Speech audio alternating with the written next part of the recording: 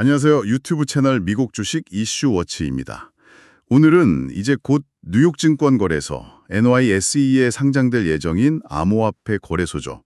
블리시 잉크, 티커는 BLSH인데요. 저희가 조사한 내용을 바탕으로 좀 심층적으로 분석해 보려고 합니다. 이게 특히 기관 투자자를 겨냥해서 전통 금융이랑 그 탈중앙금융, 디파이의 장점을 좀 섞었다는 점이 상당히 흥미롭더라고요. 네, 그래서 오늘 이 블리시라는 기업의 본질부터 시작해서요. 비즈니스 모델, 또 재무 상태, 성장 가능성, 그리고 물론 투자할 때 꼭 고려해야 할 위험 요인까지 상세하게 다뤄볼 예정입니다. IPO 당일 단기 매매를 생각하시는 분이나 아니면 좀 장기적인 관점에서 블리시의 가치를 보려는 분들 모두에게 좀 유용한 통찰을 드리는 게 목표고요. 긍정적인 측면하고 또 잠재적인 위험 요인을 좀 균형 있게 살펴보겠습니다. 자, 그럼 먼저 블리시, 이게 도대체 어떤 회사인가부터 좀 볼까요? 2020년에 케이맨 제도에 설립된 글로벌 디지털 자산 플랫폼입니다. 핵심 목표는 그거예요.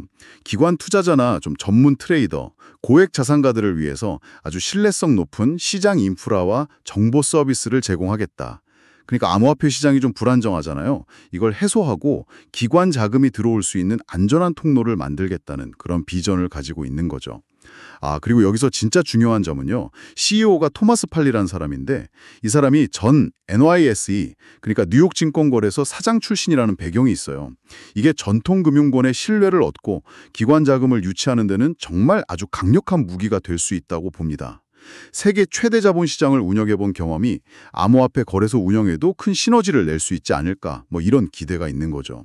그리고 주요 투자자를 보면 그 페이팔 공동 창업자인 피터 틸 같은 저명한 기술 투자자가 후원하고 있고요.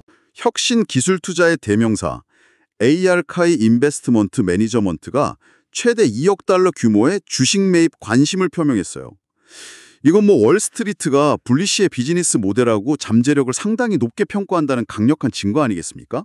그리고 참고로 그 투자 정보 찾으실 때 뉴욕 기반의 초기 단계 소비자 투자 회사인 블리시와 코, 그러니까 블리시.코, 여기랑은 다른 곳입니다. 헷갈리시면 안 돼요.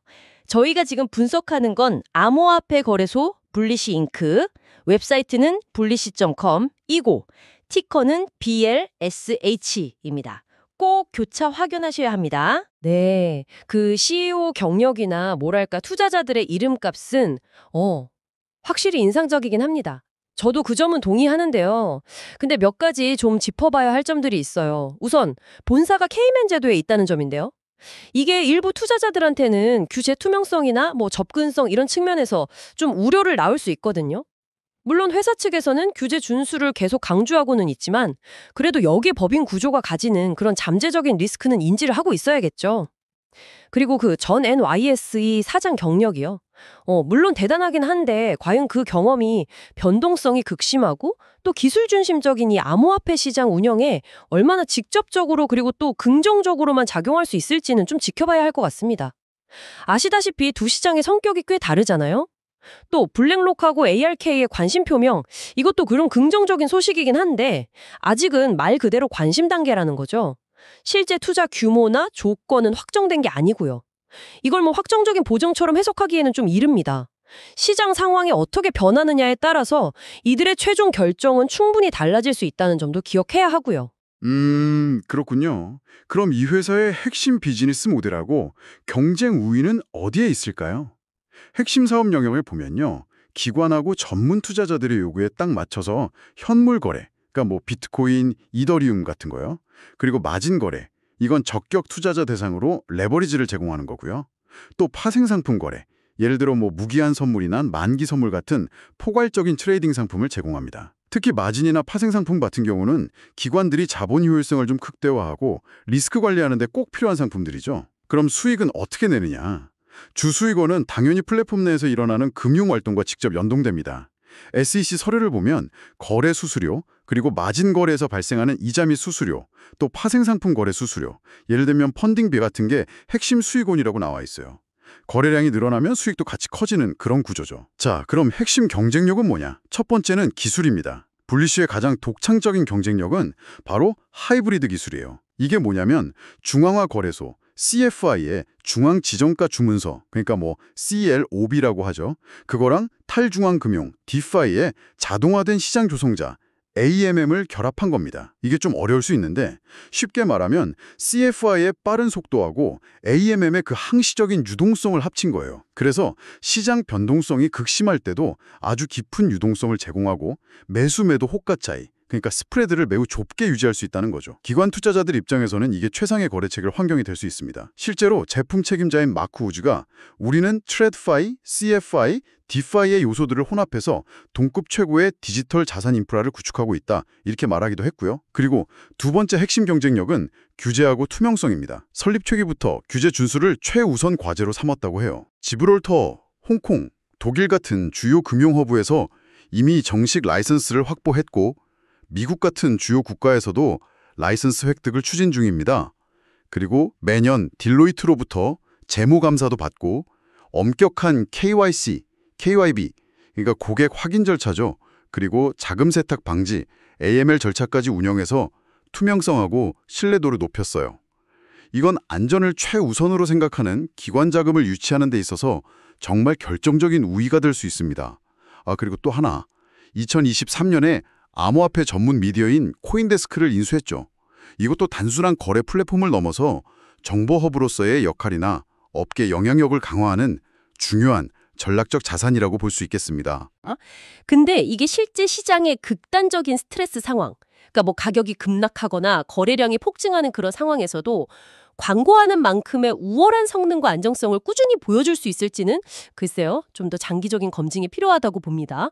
경쟁사들도 당연히 기술 개발에 힘쓰고 있을 테고요. 이 기술적 우위라는 게 과연 얼마나 지속될 수 있을지는 좀 미지수죠. 그리고 규제 측면에서 주요 허브에서 라이선스를 확보한 건 물론 긍정적입니다. 하지만 정작 가장 중요한 시장 중 하나인 미국에서의 라이선스는 아직 추진 중이라는 점, 이게 중요해요. 이건 여전히 규제 관련 불확실성이 존재한다는 걸 의미하고요. 만약에 라이선스 획득을 실패하거나 아니면 예상보다 지연될 경우에는 사업 확장에 좀 차질이 생길 수도 있습니다. 코인데스크 인수권도 그래요.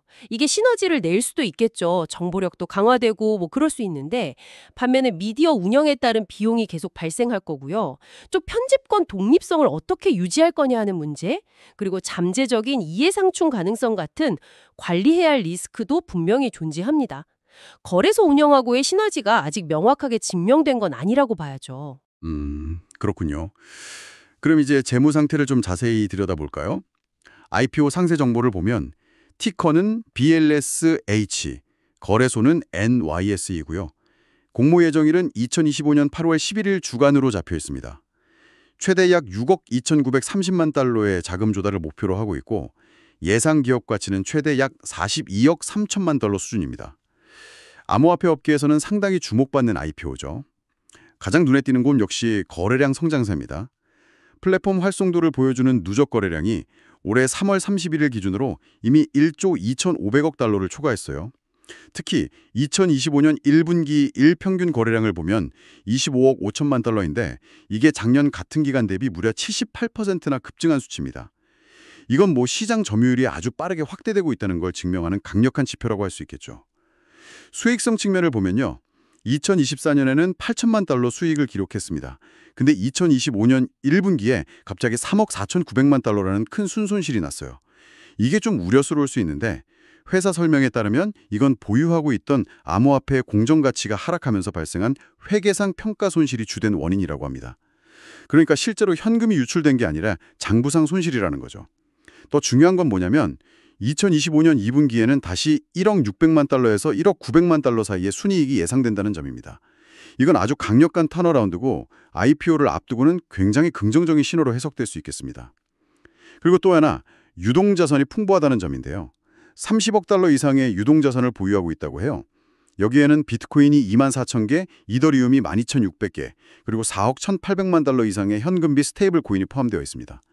이 정도면 시장 변동성에 대응하고 운영 안정성을 담보하는 데 있어서 상당히 강력한 재무적 완충 장치라고 볼 수 있겠죠. 매출 추정 관련해서는 명확한 연간 매출액 수치는 확인되지 않았지만 이 막대한 거래량하고 2분기 흑자 전환 예상을 고려하면 거래 수수료를 중심으로 한 강력한 수익 창출 능력을 충분히 유추해 볼 수는 있을 것 같습니다. 네, 1분기 손실이 회계상 손실이라고는 하지만 그게 역설적으로 볼리시의 수익성이 암호화폐 시장 가격 변동에 얼마나 취약한지를 명확하게 보여주는 사례라고 생각합니다. 앞으로도 암호화폐 가격이 급락하면 유사한 평가 손실이 또 반복될 수 있다는 리스크가 분명히 있는 거죠. 그리고 그 연간 매출액 같은 구체적인 수치가 SEC 서류 등에서 명확하게 공개되지 않았다는 점은 사실 투명성 측면에서는 좀 아쉬운 부분입니다. 투자자 입장에서는 수익성의 질을 판단하기 위해서라도 구체적인 매출 추이를 확인할 필요가 있거든요. 2분기 흑자 전환도 물론 기대되는 부분이긴 하지만 아직은 예상치일 뿐이고요. 실제 결과는 다를 수도 있습니다. 그리고 설사 흑자 전환에 성공한다고 해도 이런 흑자가 과연 지속 가능할지 여부는 결국 암호화폐 시장 상황에 크게 좌우될 수밖에 없을 겁니다. 또 대규모 암호화폐 보유 자산도요? 이게 자산 가치가 상승할 때는 당연히 큰 이익이 될 수 있지만 반대로 가격이 하락할 때는 막대한 손실로 이어질 수 있는 그야말로 양날의 검입니다. 이건 재무 안정성 자체에 상당한 변동성을 내포하고 있다는 의미죠. 성장 가능성 측면은 어떻게 봐야 할까요? 저는 긍정적으로 보는 편인데요. 가장 큰 이유는 암호화폐 시장의 메가 트렌드가 바로 기관 투자자의 진입이라는 점입니다. 연기금이라든지 자산운용사 같은 거대 자본들이 이제 본격적으로 들어오고 있는데 이들은 안전하고 규제를 잘 준수하는 플랫폼을 찾고 있거든요. 근데 블리시는 처음부터 딱 이 시장을 목표로 설립되었기 때문에 이 흐름에서 가장 큰 수혜를 입을 잠재력이 있다고 봅니다. 그리고 최근에 미국 트럼프 행정부의 좀 친화적인 정책 기조라든지 아니면 스테이블 코인 규제 프레임워크, 그 지니어스 액트라고 하죠. 이런 것들이 통과되는 등 규제 불확실성이 해소되려는 움직임이 보이는 것도 블리시에게는 상당히 유리하게 작용할 수 있습니다. 왜냐하면 선제적으로 규제 준수 인프라를 구축해 놨기 때문에 규제가 명확해질수록 오히려 시장의 신뢰를 확보하면서 더 유리한 위치를 점할 수 있을 거라는 거죠. 상품이나 서비스 확장 계획도 있어요. IPO 이후에는 암호화폐 옵션 거래 지원을 추가하고 서비스 제공 국가도 확장할 계획이라고 합니다. 이건 당연히 새로운 수익원을 창출하고 시장 지배력을 강화하는 중요한 성장 동력이 될 수 있겠죠. 마지막으로 아까도 언급했지만 피터 틸, 블랙락, 알크 같은 최고 수준의 투자자들이 지지하고 있다는 점, 이건 단순한 자금 유치를 넘어서 블리시의 비즈니스 모델과 전략에 대한 시장 전문가들의 일종의 인증과 같다고 볼 수 있습니다. 이게 또 앞으로 더 많은 기관 투자자들을 유치하는 선순환 구조를 만들 수도 있고요. 네, 기관 투자자들의 진입은 분명한 추세는 맞습니다. 하지만 그 속도나 규모가 우리가 예상하는 것보다는 좀 더딜 수도 있어요. 그리고 기관들이 과연 한 플랫폼만 사용할까요?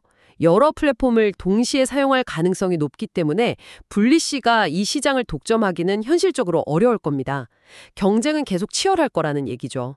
규제 변화 가능성도 무시할 수 없어요. 현재 우호적인 정책 기조가 언제든 바뀔 수 있습니다.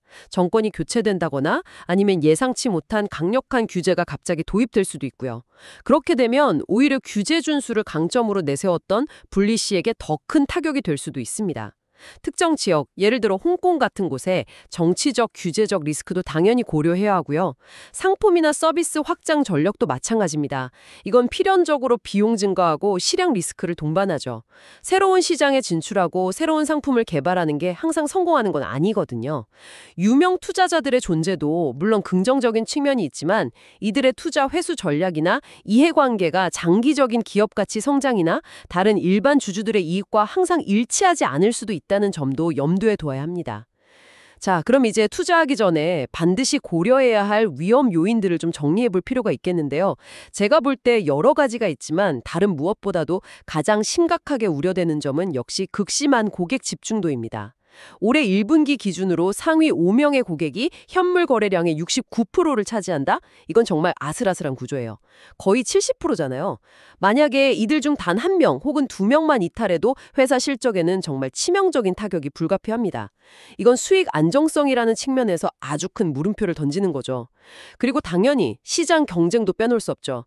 코인베이스, 바이낸스, 크라켄 같은 회사들은 이미 막대한 사용자 기반과 브랜드 인지도를 갖춘 거인들입니다. 이들 역시 기관 서비스를 계속 강화하고 있기 때문에 블리시가 이 틈새 시장을 넘어서 의미 있는 점유율을 확보하기 위한 경쟁은 정말 매우 치열하고 어려울 겁니다. 암호화폐 시장 자체의 변동성, 이건 뭐 말할 필요도 없죠. 분리 시의 수익과 자산 가치는 비트코인 같은 암호화폐 가격과 거의 직결됩니다.